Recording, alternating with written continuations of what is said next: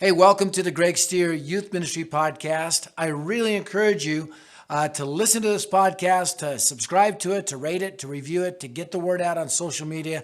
Help us spread the word that it's time for a revolution in youth ministry. And I'm super excited about this summer podcast series that we're going to be doing. It's going to be all based on a movement that rocked our world called Movements That Changed the World.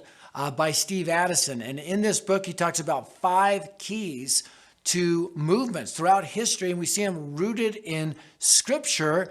And we actually did our first Gospel Advancing Summit based on these 5 truths. So we're going to be unpacking those over the course of this summer. So today we unpack adaptive methods, and I can't think of a better person to do that than Kris Stout, who's the Executive Vice President of Ministry for Word of Life. And they use adaptive methods in 80 countries, 1,600 missionaries around the world advancing the gospel of Christ. And I want to tell you, it's going to transform the way you view and do youth ministry. Hey guys, wow, good morning. What an amazing place to be. I mean, Golden is just gorgeous. This is, and when you're from Tampa and everything's flat, this is a special treat. But I love what Greg said that opening night.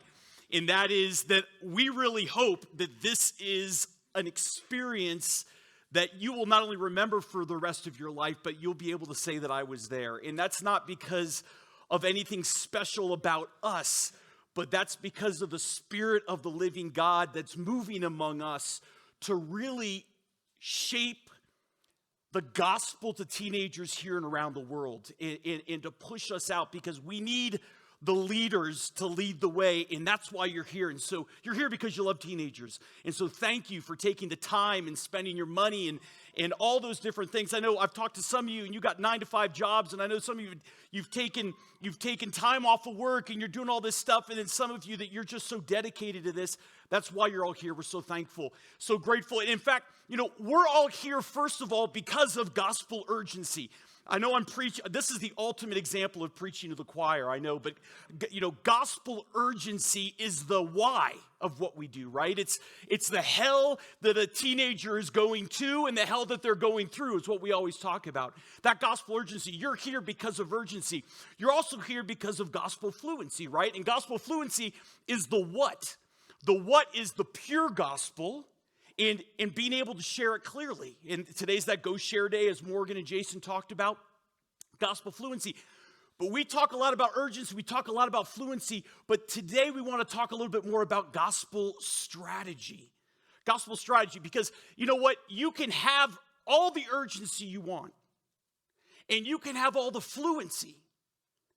You can be riled up and motivated on the inside, and you can know what your message is, but if you don't figure out this is the how of how we do it, then you're never going to get it done. And if we just think and pray and get excited about these first 2, but we never move to the third one, the world is not going to change. Gospel strategy, Jesus laid out the ultimate gospel strategy, didn't he? I mean, we heard about, before Jason math, there was Jesus math, right? And Jesus math was simply this: go and make disciples of all nations. And then he goes on to say, teaching them to observe all that I've commanded you, which is interesting because that means making disciples was not just for the disciples, it was for all of us. Because guess what? He says, teach them to obey all that I've commanded you. And he just commanded them to make disciples. So that's part of the deal. Jesus' strategy was to make disciples. Jesus knew in his simple math that it was not going to happen through addition alone. It was only going to happen through multiplication. And you all have heard the math before.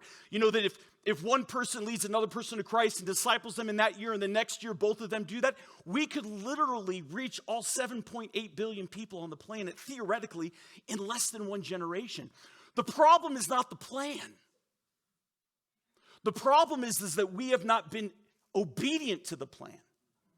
I mean, I've traveled, like Jason said, I had the privilege of traveling about 60 countries around the world. And in a lot of these countries, I get off the airplane. I remember walking around in India and Mumbai and 1.3 billion people, and sometimes asking myself, Jesus, did you give us an impossible task to do? But the task is not impossible. The plan is solid.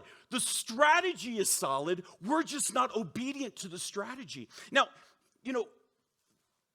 the question here is, why has the world not been reached yet? It's very simple. It's because we simply have not applied the plan. How many of you here know Jesus? Raise your hand. All right, good. That's good news. So, if not, we got a message for you. We'll talk about it later. So, it would not be very strategic if we spent all our time preaching the gospel to one another within these four walls, right? That would not be good strategy. But I submit to you that in many ways, that's what the church today is doing. We spend an obscene amount of time, resources, money, human resources, preaching the gospel to those who all have already heard about Jesus.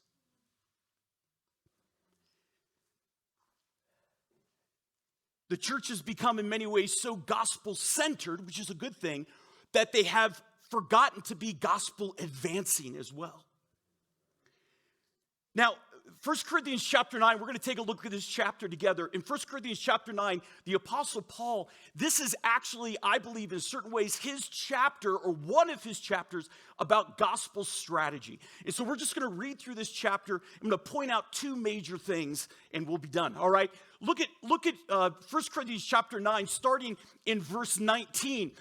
The Apostle Paul, he says this, "For though I am free from all, I have made myself a servant to all, that I might win more of them. To the Jews I became as a Jew in order to win Jews. To those under the law I became as one under the law, though not being myself under the law, that I may win those under the law. To those outside the law I became as one outside the law, not being outside the law of God, but under the law of Christ, that I might win those outside the law. To the weak I became weak, that I might win the weak. I have become all things to all men, to all people, that by all means I might save some." Part of strategy. To have strategy, we need two things. The first thing is gospel diversity. This verse here, this passage is all about diversity. I mean, look at what he's saying. Look how often he uses the word all. Aren't you glad that God is a God of all? If God wasn't a God of all, a lot of us might not be here today, right? And in fact, all reminds us that, you think about in 1 Timothy chapter 4, Paul says that pray for all men, who God desires that all men be saved and come to the knowledge of the truth. He also talks about in 2 Peter chapter 3, verse 9, he says that is not God's desire that any should perish, but that all should come to repentance. So God is a God of all. And this is echoed over and over and over again in the scriptures. Because when we talk about all, Jesus Christ, even in the Great Commission text, what did he say? In the Great Commission text, he talks about going to all nations. He says reaching every creature. He talks about going to the uttermost parts of the earth. My notes just disappeared. That's okay.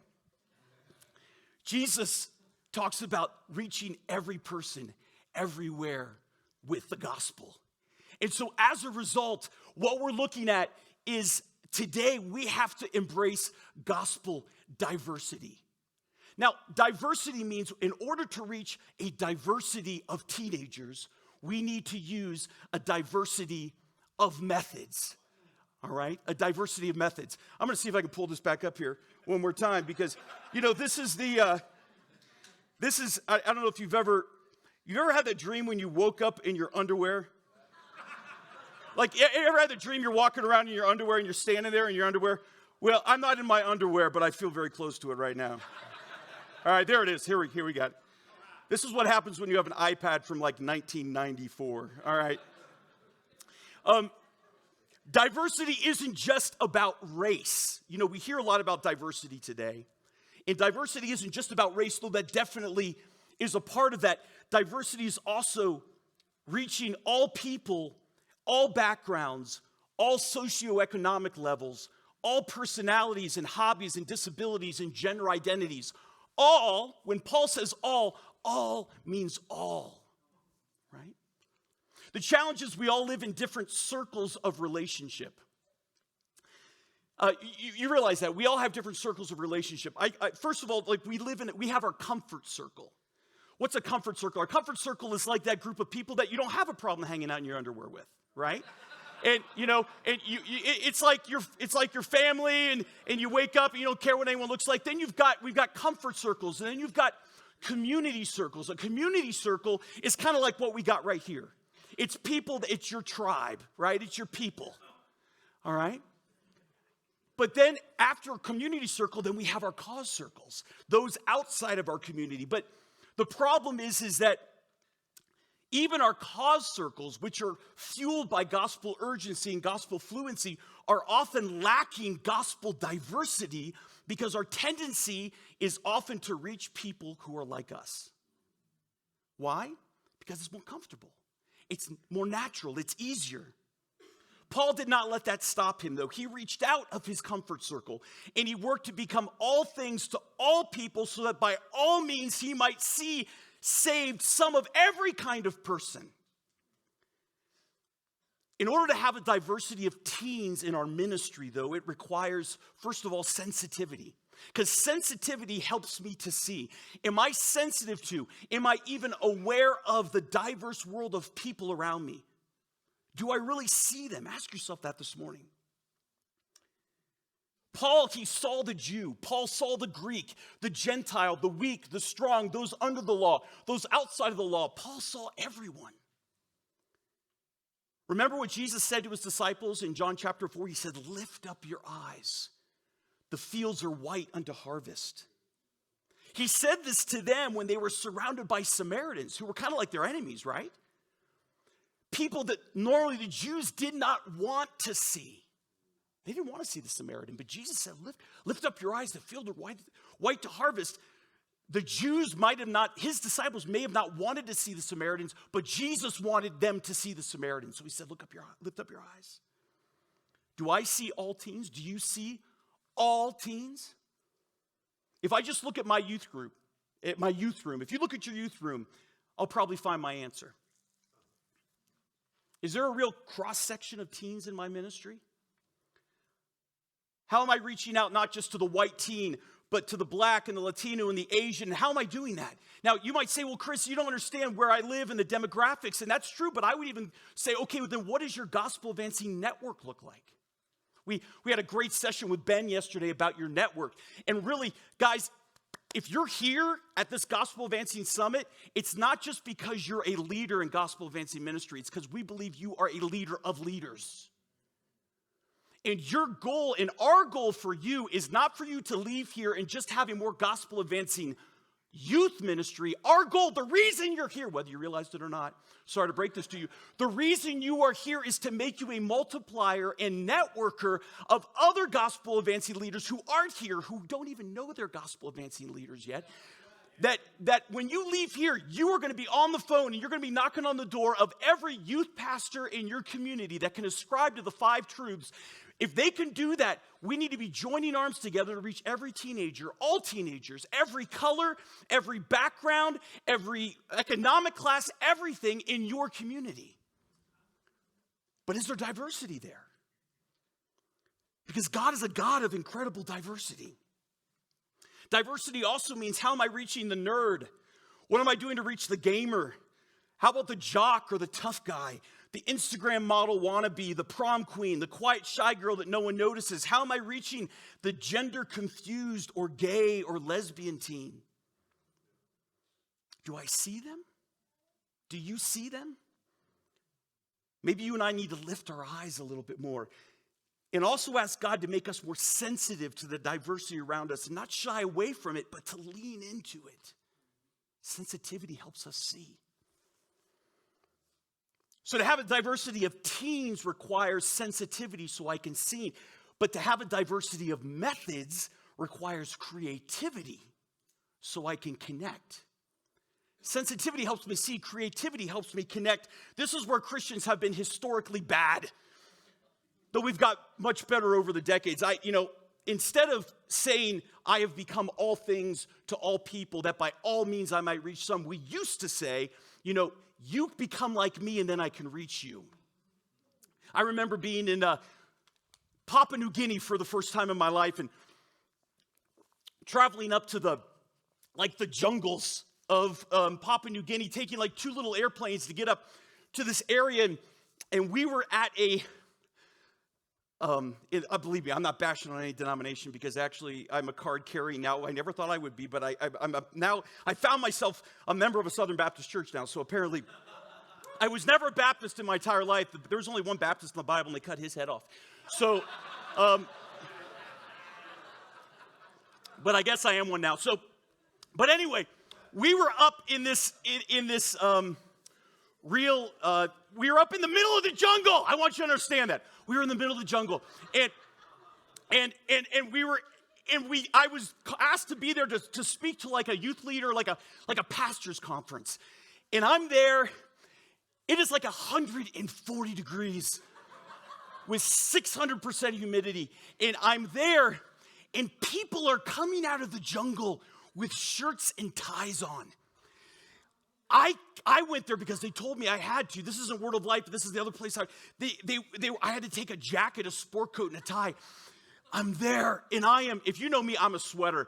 And so I am just dying. And finally I stop and I look at everyone out there. And I said, guys, can we just be real with one another for a second? Why are we wearing shirts and ties? And listen, this is not a lie.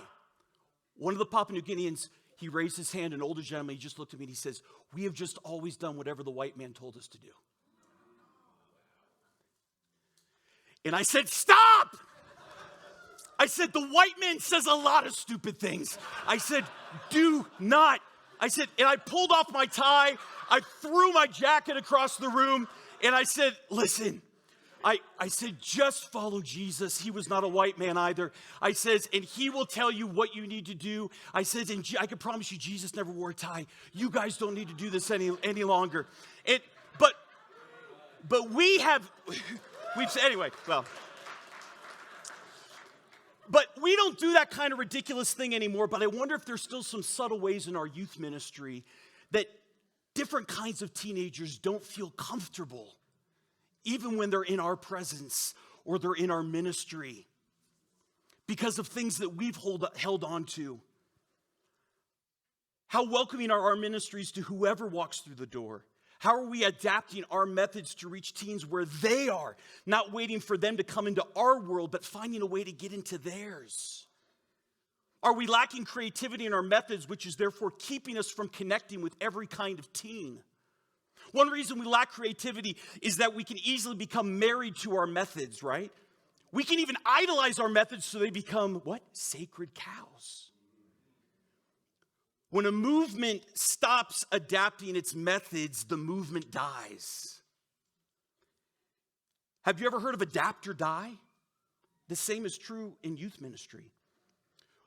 Now, how do we do this? One of the ways is we must unleash the creativity of our teenagers themselves for the sake of the gospel. Don't ever discount a crazy idea. Some of the craziest ideas are the ones that have changed the world. But we need to help ground that creativity in gospel advancing purpose. My youngest son has like a couple 100,000 followers on TikTok.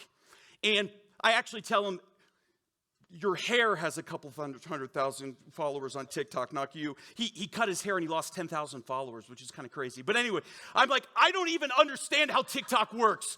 I'm looking at this. He posts like a picture of him just like doing this, and he's got thousands of likes and like a couple. I'm like, what in the world is going on? And I know that some of you, there's a lot of you here who have no idea how TikTok works and why.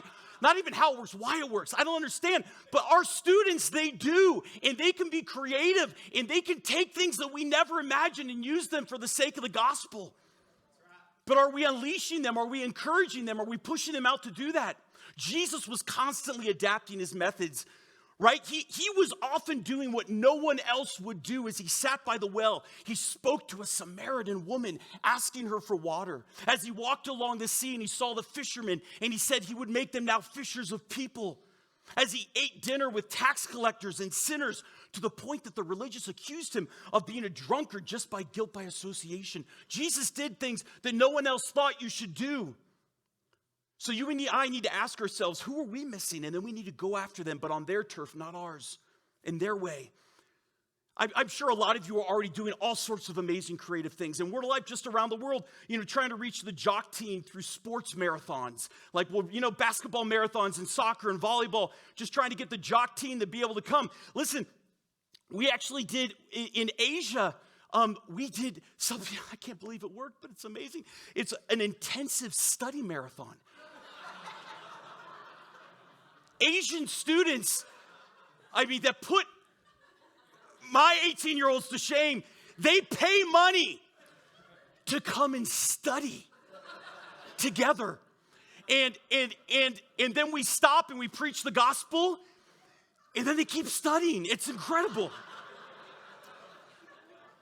We're reaching the gamers. We're reaching the gamers through Twitch. And I'm sure some of you guys are doing that. Our Bible Institute students said, hey, we want to start a Twitch ministry. And we've seen students come to Christ that way, and reaching musical teams through productions and music camps, and social teams through fifth quarters after football games, and poor teams in the slums of Brazil with after-school programs and all sorts of things. But the exciting thing is once you reach one of each of these teens, you now have the inroad into their entire world, right? Yeah. And you can train them up to now be a missionary to their own gamer or jock or homosexual tribe. Remember the woman at the well, after she heard from Jesus, she went and got her friends and brought them to him. So can your teenagers. But we cannot settle for the same old, same old. We cannot be content with just one category of teen or only reaching those within our own minuscule comfort or community circle. We talk about every teen everywhere hearing the gospel from a friend. Every teen everywhere hears the gospel from a friend. That's what we talk about. But what does that mean? That means we have to reach every type of friend so they can reach every type of teen. How committed are we to that?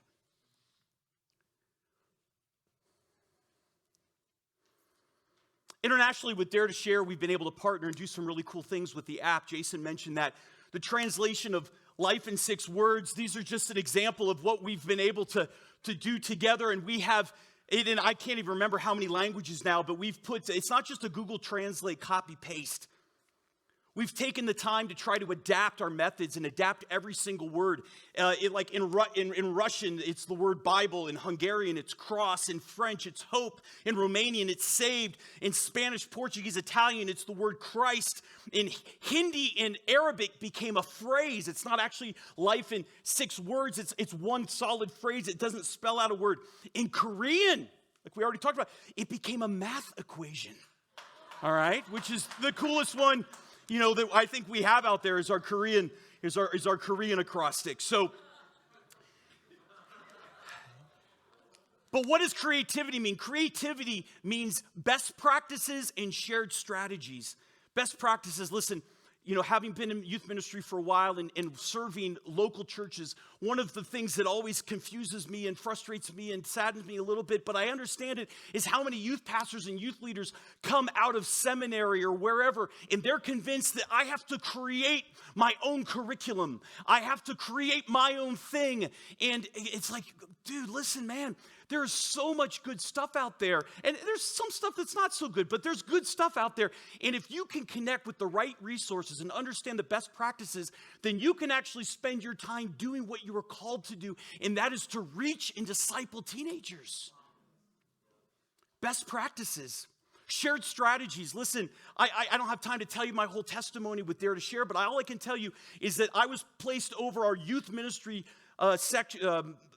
branch of our ministry here in the United States and around the world as well just a few years ago. And it was kind of broken. And it was okay. It was working well. But I had been praying just after I'd been given this additional responsibility. I started praying, God, what is missing here? What is missing here? And I prayed for 6 months. And after 6 months, I found myself sitting around a table and next to some guy I didn't know. His name was Kris Stier, and with Debbie Brasina there. And Greg started talking about the 7 values of gospel advancing ministry. And as he talked about them, I started to cry. When he first said every teen everywhere hearing the gospel from a friend, God broke me. And it was like a lightning bolt from heaven. I haven't had a ton of aha moments, but this was an aha moment. And God said to me, that's what you're missing. Because our ministry is a youth ministry. We've been around for 80 years, and our ministry is all about reaching youth with the gospel of Christ. But our founder, Jack Wyrtzen, he used to say, I believe it's a responsibility of every generation to reach their generation for Christ. And that was what we've been founded on. That's what we've done for many, many years. But somewhere along the line, we became what's called institutionalized. And in that, what we did is we got really good at my generation reaching the next generation. But what we lost sight of is this generation reaching their generation. And so I said, give it to me. Bring it on. And we took the 7 values, and I basically looked at our main curriculum guy, and I looked at our main training guy, and I said, guys, right now, from now on, we have 2 goals. Every teen everywhere hearing the gospel from a friend, every teen growing in their walk with Christ. These 7 values are now the filter that we're going to pass everything in our youth ministry through. We've been around for 80 years. We took this from Dare to Share, and it transformed what we were doing in local churches. And now that's what we're all about. And now that's what we're seeing happen all around the world. Shared strategies. And I look at guys like Chris Selby, and we've got a hold. He's helped us with our coaching model. I look at Doug Holliday with Sun Life, and they've helped us with the 4-chair discipleship model. It's been fantastic. We need to be sharing the best practices and sharing the best strategies because we will never do this on our own. Your church, your denomination, your organization will never reach 1 billion teenagers on your own. We can only do it together. So we talked about diversity. The second thing, and wrapping up, this is what Paul says in the second part of this passage in 1 Corinthians chapter 9. Gospel strategy requires diversity, but it also requires discipline. Look at what he says, starting in verse 23. He says, I do it all for the sake of the gospel. Isn't that awesome? He reminds us, I become all things to all men for the sake of the gospel, that I may share with them in its blessings. Do you not know? Now, you've heard this text many, many times before, but what we need to remember is Paul is sharing this text in the context of the gospel. So we have gospel diversity. This is gospel discipline. He says, do you not know that in a race all the runners run, but only one receives the prize? So run that you may obtain it. Run in such a way that you might win. Every athlete exercises self-control in all things. They do it to receive a perishable wreath, but we an imperishable. So I do not run aimlessly. I do not box as one beating the air, but I discipline my body and I keep it under control, lest after preaching to others, I myself should be disqualified. They do it to receive a perishable wreath, but we an imperishable. So I do not run aimlessly. I do not box as one beating the air, but I discipline my body and keep it under control, lest after preaching to others, I myself should be disqualified. We talk about discipline from this text a lot of times. Oh, well, you don't want to disqualify yourself from ministry, so you got to be disciplined. Absolutely, that's part of it. But the first part is talking about running the race in such a way that you might win. Are we running our youth ministry gospel race in a way to actually win teenagers? Or have we become so discouraged and we've become so disappointed and we're just not willing to wait? Because this is not a sprint, guys, it's a marathon. And it takes discipline to not give up, to not give in to just all the latest youth ministry fads, and instead to stick to this gospel philosophy. It takes time to build, but once it's built, it's a movement that cannot be stopped. But can I remind you something obvious? It's not easy. Every teen everywhere is not easy. One of the best definitions of discipline I've ever heard came from one of my mentors. His name is Mike Calhoun. He simply said this: discipline is remembering what you want. Running a race is hard, but winning a race is even harder. But the race isn't won on race day, it's won on training day, because if you don't train well, you don't prepare well, you'll never win. But then you actually have to run the race and run it hard. That's why we talk about making a plan, and we talk about working the plan. Discipline's remembering what you want. What do we want? We want every teen everywhere hearing the gospel from a friend. That's a big goal. But it'll only happen with gospel diversity and gospel discipline. Listen, remember, discipline, we tell teenagers this. Why is discipline important? Because life is not made by the decisions that life is not made by the dreams that you dream, but by the decisions that you make. We can dream all we want about reaching every teen everywhere. But it comes down to the decisions that you're going to make on Monday when you go home from here that are going to really make the difference. Do you have a diverse discipline strategy for every teen everywhere? Hope, guys, is not a strategy. You can't say, man, I hope this works. I hope we can do this. No, we can do this, and this is how. That's strategy. So I just want to wrap up sharing with you one story that I believe, that I think will resonate with you just because of the world we live in today, but it to me shows diversity and discipline wrapped up in one. And that is our team in Ukraine. I had the privilege of just being over in Romania and Hungary and Poland, just with a lot of the Ukrainian displaced that came out in our Ukrainian team. And I'd like to show you here just a couple of pictures. I can't remember which picture shows up first. So this right here, this is Matthias Radziviluk. He is our director of Word of Life in Ukraine. And we have just a beautiful staff of about 45 students. We have a Bible Institute, a camp right outside of Kyiv. This is really cool because this is Matthias. This is in a church in outside Kyiv 48 hours before the bombing started. This is Matthias teaching the life in 6 words right here in Russian to these teenagers. God knew that they needed to be equipped to share their faith before the war began. Adaptive methods right there in Russian. He's teaching them. And then let me show you here another picture. So this right here says Mariupol. You guys have maybe heard of that town. This is not that church, but another church where we did training. This is like the second day of bombing. This is the church that's been destroyed. You can see it in another picture, just what the sanctuary looks like. Just before, just underneath in the basement of this church, we were doing Life in 6 Words training with these students in Russian. And then you move on. This is another example of a church that we've been working with. You know, sometimes you don't see these pictures, but, you know, it's just absolutely amazing. We did a youth, just a teen camp, like a day camp at that church just before the bombing began. And these guys right here, though, I want to introduce you to these guys. This is Sergei Koropkin. He's our associate director. These are 6 of our Ukrainian staff men who had to stay in Ukraine. All of their wives and their families left to one of our other camps in Central or Eastern Europe. These guys stayed behind. But you know what they didn't do? They didn't say, you know what, we're going to hang out in Western Ukraine where it's nice and safe. They said, we're here for the sake of the gospel. And we're here about reaching young people. We're here about reaching everybody. And so with diversity and discipline, what did they do?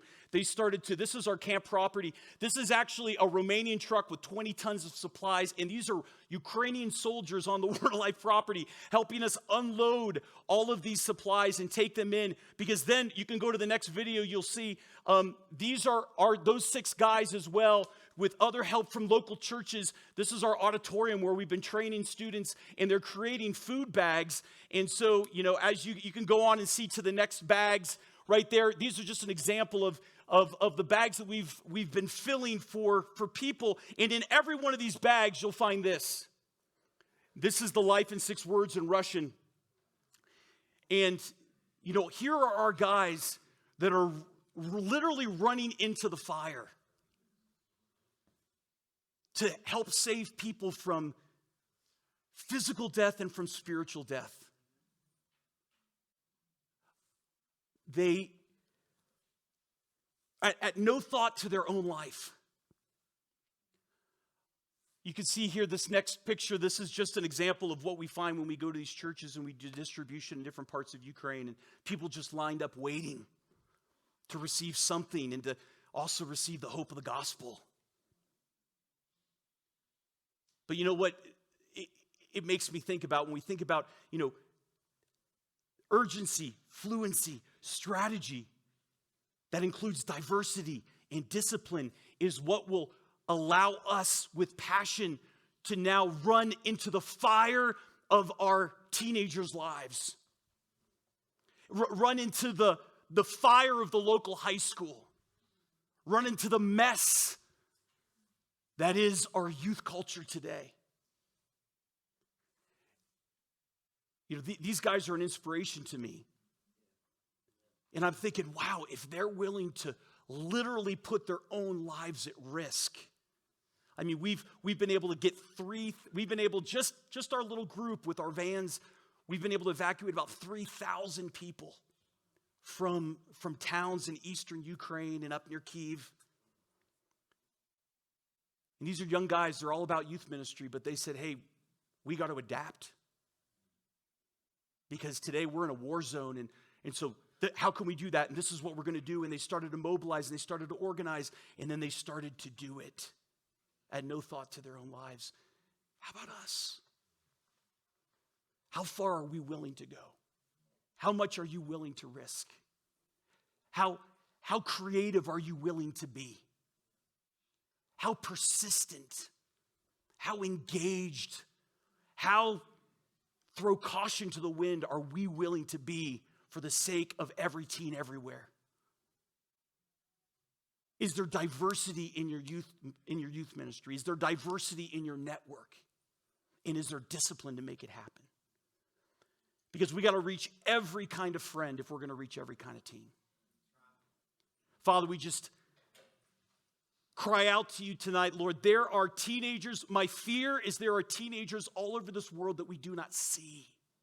There are teenagers in our communities that we're not thinking about, that we're not imagining, that we're not coming in contact with, and they are so lost. Oh God, would you please wake us up? Would you please help us lift up our eyes? I pray for every one of these youth leaders as they go home that even this week, you would help them come across new teenagers, new pockets of teenagers, new kinds of teenagers. Would you give us inroads into places that we might never be able to preach before? Would you give us the creativity to adapt our methods so that we will do whatever it takes to get the life-changing gospel into their hands, into their ears, into their hearts and their souls? Oh God, please shake us up. Shake us out of our old methods if necessary, and help us to do maybe what's never been done before in order to reach teenagers who have never been reached before. In Jesus' name, amen. I hope you were inspired by today's talk, and our challenge is this: would you become a gospel advancing leader? There is a movement that's changing the world. Jesus is our gospel advancing leader, but I want to define for you, what does that mean for you as a youth leader, a leader of youth? What is a gospel advancing leader? It's this: one who personally shares the gospel and mobilizes teenagers to do the same. So I challenge you to make that commitment. How do you do that? Go to gospeladvancing.org and click join now. And when you do that, you come in to this fraternity of youth leaders and pastors and moms and dads and even teenagers that are saying, yes, we're going to personally share the gospel. We're going to mobilize teenagers to do the same. Listen, this whole movement is about changing the world. And what's going to do that is the gospel of Jesus Christ. And who does it faster than anybody? Teenagers. They come to Christ quicker. They spread the gospel faster. So I hope you've enjoyed today's episode of the Kris Stout Youth Ministry Podcast. And remember, a youth ministry that changes the world is one that advances the gospel of Christ.